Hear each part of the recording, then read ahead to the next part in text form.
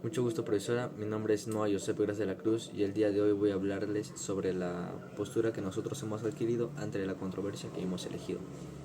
Antes de empezar con esto, creo que es preciso mencionar un pequeño contexto, ya que si bien es cierto, el Perú viene siendo libre e independiente desde la emancipación tanto de indígenas como de criollos, esto no se ha visto reflejado últimamente. Para ser un poco más preciso, desde la época de los noventas hemos visto una gran fragilidad dentro de los poderes políticos, atribuida a la corrupción, ya que la corrupción es la causante de todos estos males, ya que gracias a esta los políticos y los poderes que nos representan a nosotros toman decisiones que favorecen a una persona u organización en específico con algún fin. Bueno, todo esto nos hace preguntar entonces, ¿crees que la captura del Estado peruano por las corporaciones internacionales y o corporaciones nacionales, poderes fácticos, durante los últimos 33 años en el país han afectado la naturaleza de los movimientos políticos y la democracia peruana? A lo que nosotros optamos porque sí, se ha afectado los movimientos políticos y la democracia peruana, con los siguientes dos argumentos. La manipulación y soborno hacia los poderes del Estado, en el cual nosotros hablamos sobre el neoliberalismo y también sobre el caso Odebrecht, empresa que es conocida por patrocinar o apoyar a diferentes campañas políticas, no solo en el Perú, en diferentes países, aunque nosotros nos centramos en el caso exclusivamente peruano. Y la segunda es las irregularidades en los protocolos de seguridad, en lo cual nosotros hablamos de dos leyes. La primera ley que favorece a todas las industrias petroleras, absolviéndolas de multas que ellos tienen que pagar, que obviamente es en beneficio de dichas empresas. Y la segunda es sobre los octógonos, la ley de salud que se ha implementado.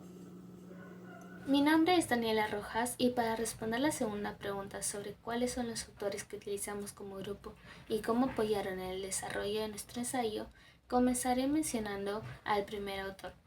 Incluimos a Francisco Durán, un sociólogo y escritor peruano, por su libro titulado El debate sobre la captura del Estado peruano, ya que buscamos aclarar el tema de lo que es el neoliberalismo y cómo influye en la manipulación y sobornos que siguieron en nuestro país. También porque en alguno de sus artículos, como el número 19, habla de casos donde se da priorización a beneficiar a empresas por encima del bienestar de los pueblos indígenas y el equilibrio ambiental. Como segunda fuente tenemos a Proética, la página web de la primera ONG peruana dedicada a promover la ética y lucha contra la corrupción. Esta hizo un artículo acerca del caso del financiamiento de Odebrecht a campañas políticas que, como grupo, decidimos utilizarlos como ejemplo del neoliberalismo dado en nuestro país que ayuda a resaltar nuestro punto principal. Luego incluimos a Hueca, un periódico digital sin fines de lucro, por uno de sus artículos acerca de la ley de alimentación saludable que vimos en una de nuestras clases anteriores y lo tomamos como ejemplo para la segunda idea terciaria de nuestro segundo argumento, acerca de los aspectos negativos de la captura del Estado. Para profundizar más acerca de esta ley, incluimos uno de los artículos web de La República, un periódico confiable que también habló sobre esta ley, pero a comparación del anterior, esta le da más profundidad al tema, ya que este incluye algunas de las razones y hechos pasados que pueden aclarar acerca del por qué, sobre todo los fujimoristas, buscaban incluir la ley semáforo en vez de la propuesta de los octógonos, y así poder respaldar un punto mencionado anteriormente de las irregularidades en protocolos de. Bueno, profesora, mi nombre es Yelesca Solorzano Gutiérrez y bueno, yo en este caso les vengo a explicar acerca de la captura del Estado y cómo afectó esto en los aspectos políticos del Perú, ¿no? Y por qué hubo un soborno o una manipulación hacia los poderes del Estado. Como sabemos, esto qué quiere decir es que muchas personas de niveles altos, con cargos muy altos, recibían dinero o construcciones, como sabemos, de empresas muy famosas, muy millonarias, ¿no? Como sabemos, también la corrupción es un fenómeno universal manifestado en diferentes épocas, en diferentes niveles de los estados. Eso afecta al nivel, al sistema político, social y económico de la actividad humana, ¿no? Un claro ejemplo de esto es que todos conocemos el caso Odebrecht, ¿verdad? Este fue el caso más representativo de corrupción de América Latina, con la distribución millonaria para políticos, para empresarios, para exfuncionarios en 12 países específicos como que fue Estados Unidos, Perú, México, Venezuela, República Dominicana, Panamá, entre otros, ¿no? Como sabemos, Marcelo Odebrecht reconoció el pago de 29 millones de dólares en sobornos a funcionarios del gobierno entre los años 2005 y 2014. Entre ellos estaban los expresidentes peruanos Alejandro Toledo, Ollanta Humala y Alan García. Con esto que podemos notar es que no vemos desde ese entonces a hoy en día algún cambio. Estamos en el año 2023 y no vemos ningún cambio de lo que ha podido pasar y lo que hemos escuchado de diferentes manipulaciones y sobornos que han tenido la gente del Estado, ¿no? Siguen habiendo estos tipos de situaciones en las que las empresas sobornan, manipulan, se dejan influenciar por una cierta cantidad de dinero, y eso sabemos que está totalmente injusto, pero es lo que pasa en la situación del Perú, y a pesar de que muchos presidentes o diferentes entidades han querido tratar de resolverlo, es imposible poder hacerlo en un país tan grande. Muchas gracias. Si bien es cierto, al presentarse la captura del Estado, esta trajo consigo ciertas nuevas leyes, tales como la 3230, que hacían que las empresas petroleras puedan tener beneficios dejando sus deudas, sus grandes deudas de lado de las que tenían, donde además esas eran priorizadas por encima de todos los pueblos indígenas, por lo que el año pasado se pudo evidenciar un gran cambio. Un 15 de enero de 2022 se logró presenciar una situación demasiado catastrófica, donde se hizo la presencia del derrame de petróleo por la caída del crudo del buque de bandera italiana Mare Doricum, alquilado por la empresa Repsol en el mar de la provincia del Callao. Lamentablemente, 1852 animales silvestres se vieron afectados con la muerte, y un aproximado de 200 especies se encontraban en riesgo.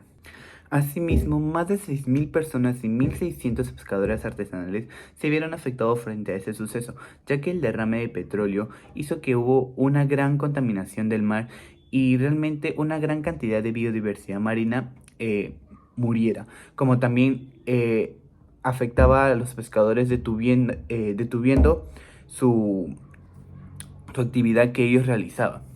Por lo tanto, el OEFA, Organismo de Evaluación y Fiscalización Ambiental, impuso 3 multas en primera instancia por más de 22 millones de soles a la refinería La Pampilla, alquilada por Repsol. Es así como se puede evidenciar un gran cambio que pueden tener hacia estas empresas petroleras, haciéndoles cubrir los daños que estos pueden causar y que no les pueden dejar libres o impunes de lo sucedido, que puede haber traído muchas consecuencias tanto para nuestras personas como para otras personas, como pueden ser en este caso los pescadores. En la actualidad, las autoridades del Estado buscan su interés personal, dejando de lado el bienestar y crecimiento del país.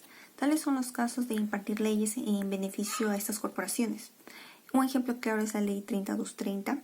En el libro de Francisco Durán explica bien cómo el organismo de evaluación y fiscalización ambiental pierde su capacidad para fiscalizar y sancionar a empresas que realizan actividades mineras. Esta ley permite la suspensión de multas por 3 años a pesar de que los casos de infracción sean graves y hasta muy graves, o también que estas multas se reduzcan hasta un 50% y en cambio establezcan medidas correctivas. Por esta falta de fiscalización es que existen derrames de petróleos en mares, playas o ríos, afectando a la fauna marina y a los ciudadanos que viven cerca de estos lugares o que trabajan ahí. Bueno, otro caso también es la financiación de campañas políticas. Se sabe bien que hace unos años se aprobó la ley de los autónomos, pero ¿qué hubo detrás de todo esto? Bueno, sucede que el partido político Fuerza Popular estuvo en contra de esta ley y en cambio propusieron otra, la ley de los semáforos nutricionales. Pero esta causaba confusión y no daba mucha información al respecto del producto. Pero a pesar de todo, el partido político insistió, pero detrás de todo esto estaban empresas como Alicorp y Gloria, manejando la situación, ya que no les convenía esta ley, pues muchos de sus productos son altos en sodio o altos en grasas saturadas, entre otros. Pues esto no era beneficioso para ellos y había una alta probabilidad que sus ganancias disminuyan. Entonces, con lo dicho, se afirma que estamos sometidos al poder de las corporaciones y el Estado ya no vela por el bienestar del Perú.